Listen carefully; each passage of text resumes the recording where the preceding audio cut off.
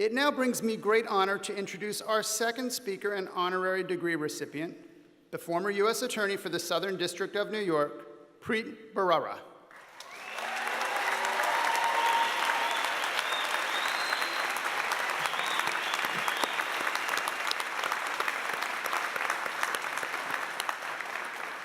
Preet served as U.S. Attorney for the Southern District of New York from 2009 to 2017. In the role, he supervised more than 200 U.S. attorneys and earned a reputation as one of the nation's most aggressive and outspoken prosecutors. Under his leadership, the office secured convictions of numerous insider trading defendants. His office's case against SAC Capital Advisors resulted in the largest fine ever paid in the history of insider trading prosecution. The office also brought significant civil actions alleging financial and healthcare fraud and collected hundreds of millions of dollars in settlements. They held to account several of the world's largest corporations for their misconduct, prosecuted some of the most cutting-edge financial fraud cases, brought major public corruption cases against members of New York City and state governments, continued aggressive civil rights work, and prosecuted more than 1,000 violent gang members and associates during Preet's tenure. Preet was featured on the cover of Time magazine in 2012 and appeared on its list of the 100 most influential people in the world. He has earned dozens of other accolades, and in 2016, City and State named him Newsmaker of the Decade. We are immensely proud to present Preet Bharara with an honorary degree of laws from New York Law School. Preet, please join me at the podium.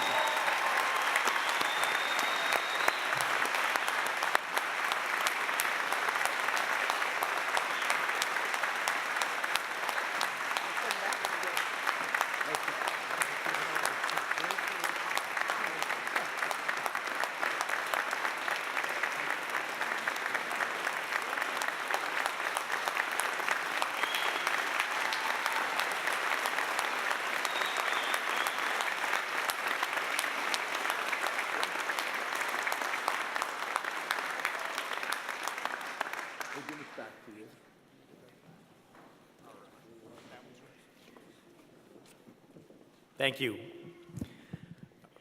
Dean Crowell, distinguished faculty, proud parents, family, friends, fellow immigrants,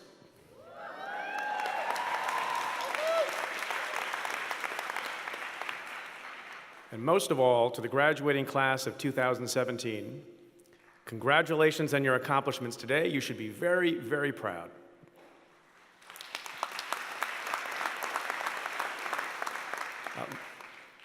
Law school is hard. Graduation is special.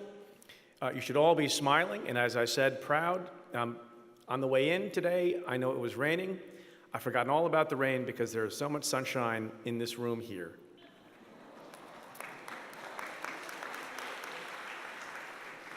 If I could say something on a personal note, being here in this venue, in David Geffen Hall, it's really something else. And it causes me to think back on my own musical career. It was brief. In the 5th grade, I played the trombone. And I didn't realize at the time it would be helpful to have longer arms, but I played the trombone anyway. And I can remember what my music teacher would say to me. He would say, "You know, Preet, you're fine. You're doing fine. But it's not like you're ever going to make it to Lincoln Center."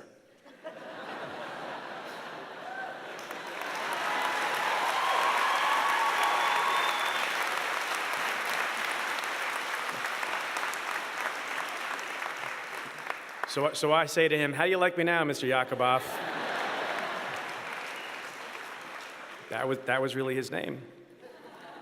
I want to thank the dean and the law school for inviting me. I actually got what was left out of the introduction about my term of service from 2009 to 2017. In 2017, in March, I was fired by the President of the United States. And it's okay, I'm doing fine. So that was a Saturday. And then Monday morning, the dean reached out and asked if I would speak. And I was...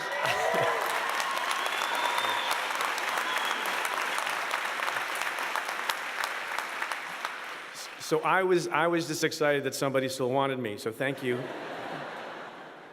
I want to congratulate the other honorees, and particularly Laura Ricciardi, on all her great work in showing, through her work and her speech, just how mobile and flexible your law degree is. No matter what you end up doing in life professionally, your law degree will help you immensely. And it's at this moment I often like to talk about how in my own family, my own brother got a law degree like you all are getting and decided to leave the practice of law. And one of the most significant things he did after practicing for a while was start an online business of selling diapers on the internet. So he literally went from overnight being, a well-paid Wall Street lawyer to selling diapers on the internet under the slogan, and this is true, we're number one in number two.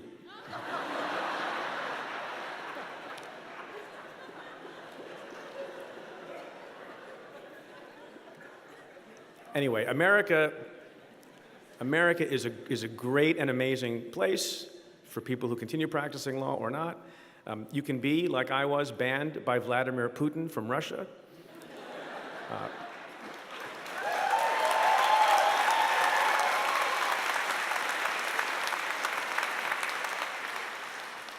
You can be accused by a crime by President Erdogan in Turkey, and you can be fired by President Trump in America, and you can still be invited to give a commencement address and get an honorary degree.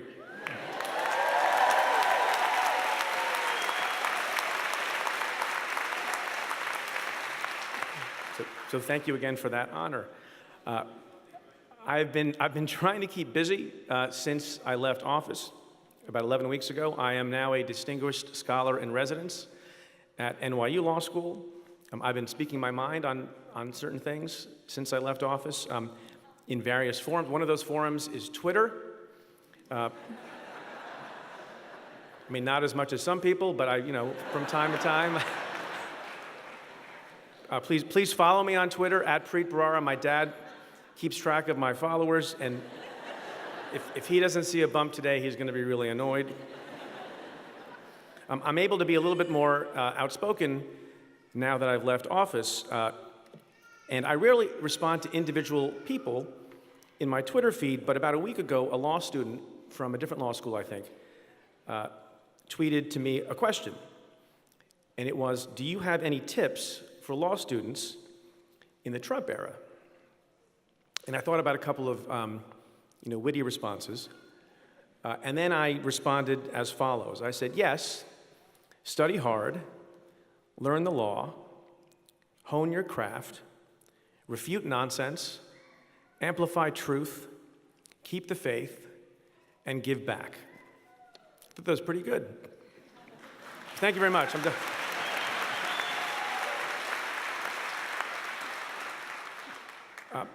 So I hope that's good advice in any era and decent advice for any profession. But the limits of 140 characters are significant because I realized later that I had forgotten one especially important two-word admonition or piece of advice, and that is do justice. Now, what does justice even mean? It's a complicated notion. People have different ideas about it. It's hard to define. But I think in the end, people will regard a result as just if they regard the process leading to it as fair, and if they believe the people responsible for it are fair-minded. So a central question for society is always this: how to do justice by ensuring that every aspect of law and order is marked by fair process and every participant is possessed of a fair mind. And this is not so easy as it sounds. Fairness of mind is itself a process. It's not a static mental condition, and it demands vigilance. It requires the courage and fortitude to do what is right, even when it is hard. It requires independence of mind from politics, from public opinion, and it requires leadership. And so I thought I would explain that concept in this way, if you bear with me for a couple of minutes. I've been thinking about something that's been on a lot of people's minds, this week especially, the unspeakable act of terror that killed 22 innocent people this week in Manchester, England. And our hearts go out to all the victims and their families, and we pray that someday this kind of senseless violence will come to an end. But in thinking about what to talk to you all about today, my mind has gone back to a different heinous act of terrorism in Europe. Now, I apologize for the next couple of minutes of this, about the somber topic, but these are somber times in some ways, and you are about to enter upon a serious profession and will have the chance maybe to bring some leadership and sanity to the world. So let's talk about what happened 13 years ago. On the morning of March 11th, 2004, the routine morning rush hour commute in Madrid, Spain, turned into a nightmare. Terrorists planted bombs in backpacks and placed them all over the train system. 10 of those bombs exploded, and 192 innocent people lost their lives. It was the worst terrorist attack in the history of modern Spain. And so what does that event in Madrid from 13 years ago have anything to do with what is happening in America now? And I will suggest to you that there are 2 footnotes to the history of that tragic event in Spain that have a lot to teach us, and especially to teach young lawyers who may hope to be leaders in the world. So let's go back in time to 2004. Around the time that those events happened, something else was going on in the United States of America. I helped organize a hearing in front of the United States Senate Judiciary Committee about 2 or 3 years after that that described what was going on that was basically a constitutional crisis in Washington. You may know about it and may have read about it.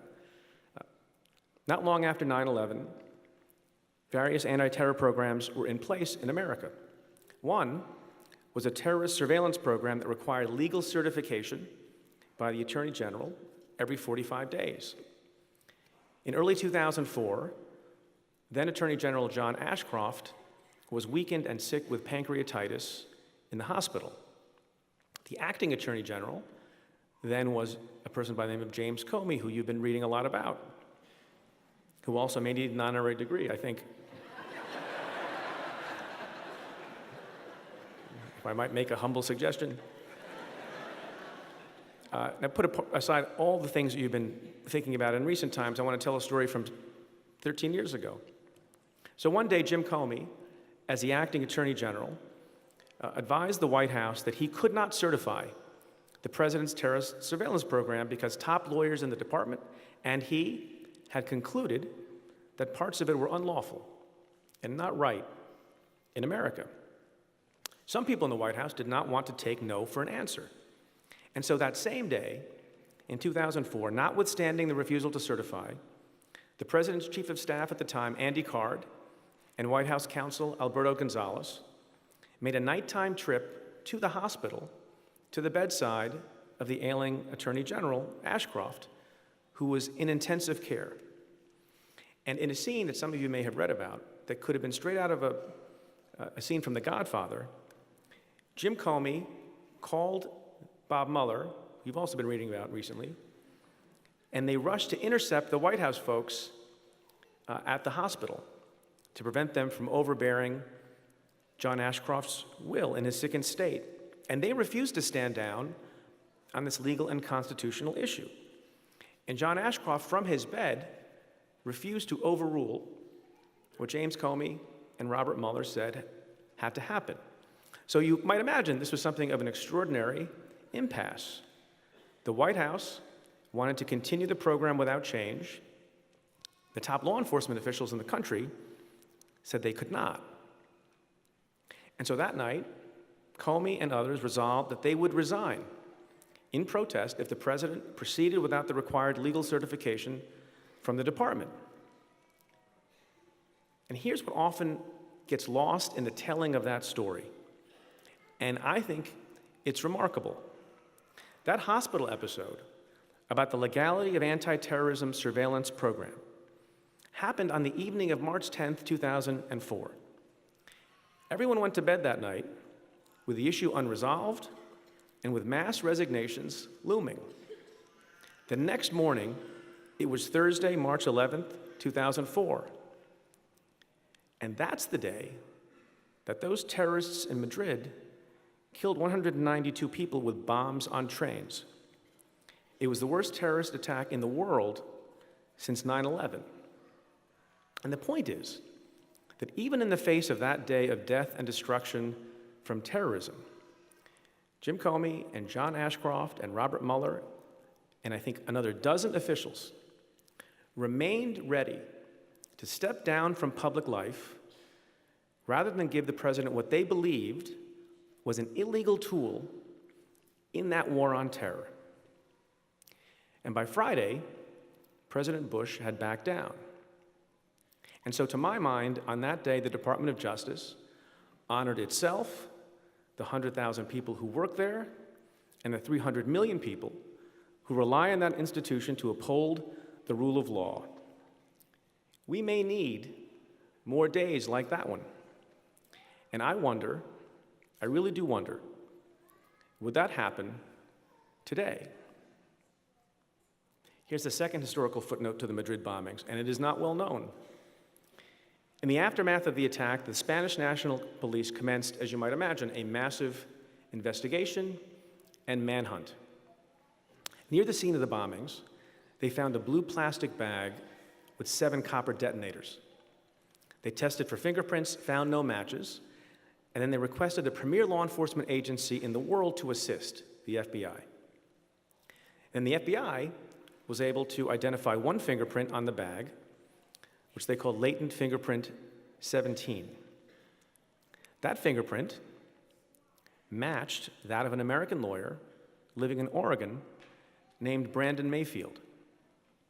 That conclusion about the print match was reached by an experienced examiner, then confirmed by a second FBI examiner, and then a supervisor. On top of the print match, the FBI learned that Brandon Mayfield had married a Muslim Egyptian immigrant and had himself converted to Islam. And on top of all that, in connection with a child custody battle in Portland, Mayfield had represented a convicted terrorist, a man who had conspired to aid al-Qaeda and the Taliban. So, fingerprint, Muslim, terrorist client. I learned all this, by the way, back in real time because I thought this was going to be my case when I was an AUSA in the Southern District. But we had a turf battle, as sometimes happens in the Department of Justice, and the Oregon U.S. Attorney's Office wanted the case, and they ended up winning the turf battle. Ultimately, Mayfield was taken into custody on a material witness warrant by the FBI in Oregon, given the proof that I've described. But there were problems. Nothing else connected Mayfield to the Madrid bombings. He had never been to Spain, had not left the country in over 10 years, and there was no evidence of any other nexus to terrorists or to training camps. And there was another problem.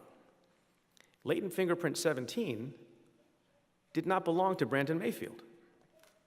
It belonged to an Algerian national named Onain Daoud. And so after 2 weeks in custody, the FBI acknowledged its mistake, released Mayfield, and ultimately paid him $2 million in compensation. Now, how on earth could such a mistake happen? And I don't mean to tell this story to denigrate the FBI, which I do think is the finest law enforcement agency around, and I did a lot of work with them, but it shows that there's no agency that is infallible, no human that's infallible. So the question is, what bias had crept into the supposed science of straightforward fingerprint analysis? Well, there ended up being an Inspector General investigation and report, and it found a few things that I think are important for what we're thinking about and for your career. The FBI was overconfident in its analysis, so much so that it never looked at the actual print, but only a poor digital image that had been sent from Spain to the United States.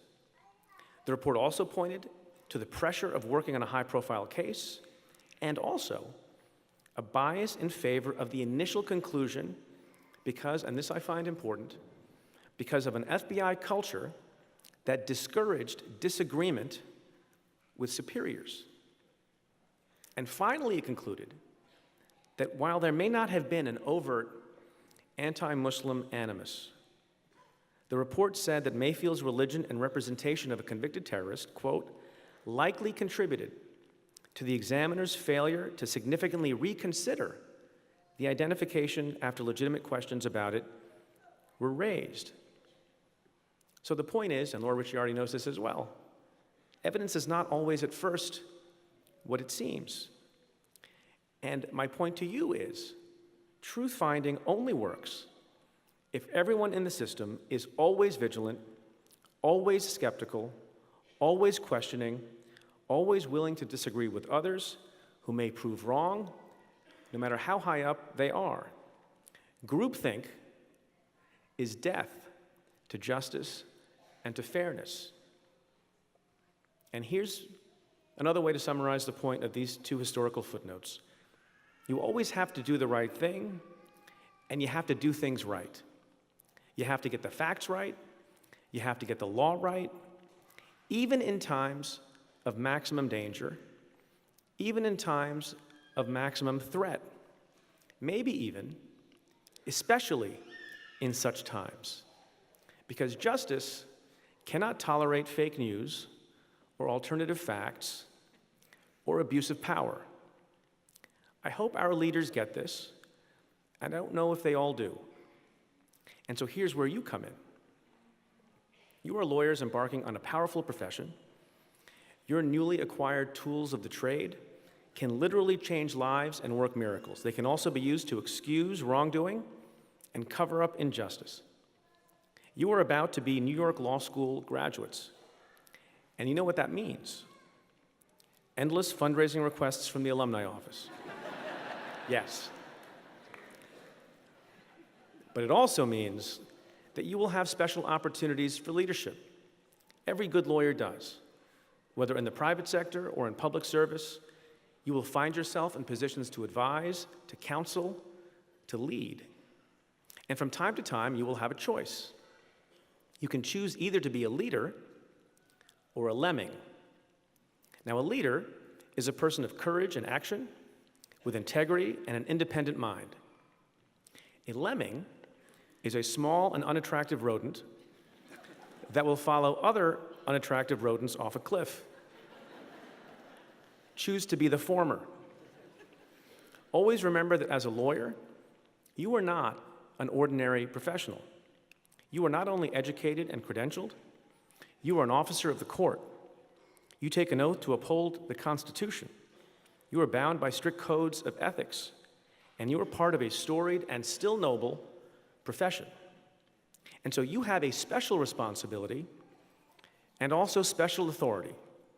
So do not ever shrink from asserting yourself proudly and forcefully as a lawyer when the moment arrives for you to lead rather than go along. And by the way, you will have these moments probably sooner and more often than you think, and it will be heart-stopping and difficult. When a client or a superior wants to violate a clear obligation, or sweep something under the rug, or misrepresent a fact, and insists that you, the lawyer, approve that thing, will you have the courage to confront the client, to have an unpleasant conversation, to incur wrath, to risk being fired? Will you have the courage to walk away? That's the kind of leadership that I'm talking about, and it is not easy. It's hard. It is harder than any exam you've ever taken, and harder than any class you've ever studied for. But that's what it means to be a leader rather than a lemming. As the famed lawyer statesman Elihu Root once said, quote, "Half the practice of a decent lawyer consists of telling would-be clients that they are damned fools and should stop." Not nearly enough members of our profession heed that admonition. You can fill entire stadiums with lawyers who are satisfied by simply being rubber stamps and providers of cover, so long as they are paid well for it.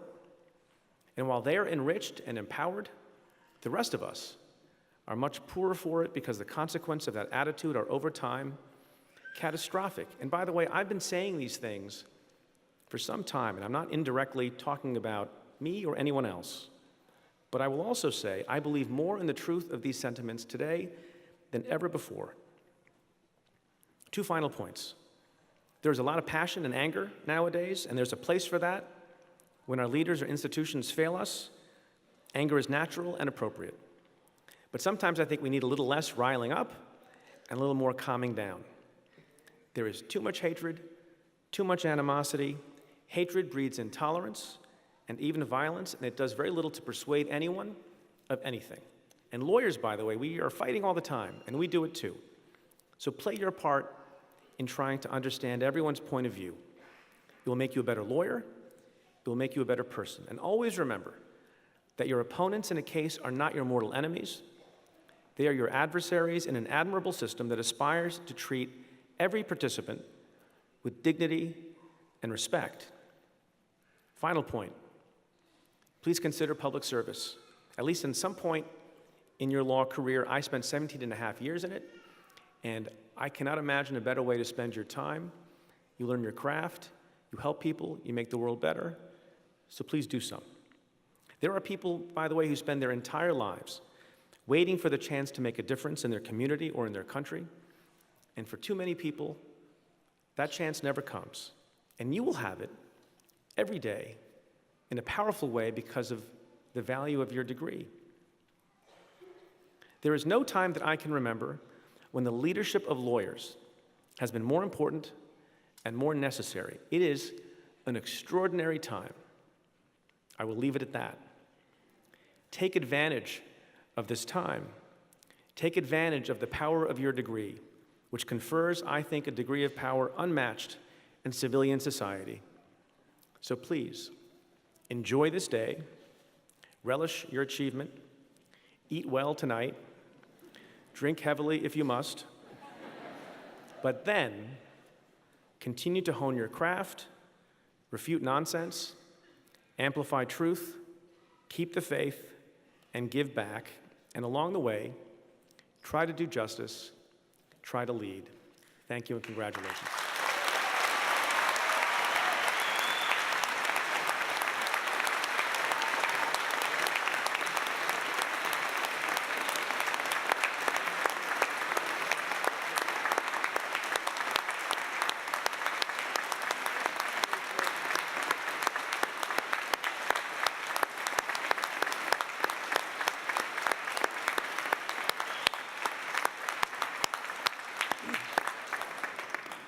We cannot thank you enough at a time of such uncertainty and challenge in the world. You've brought light and truth, and we are grateful. Leaders, not lemmings. Thank you.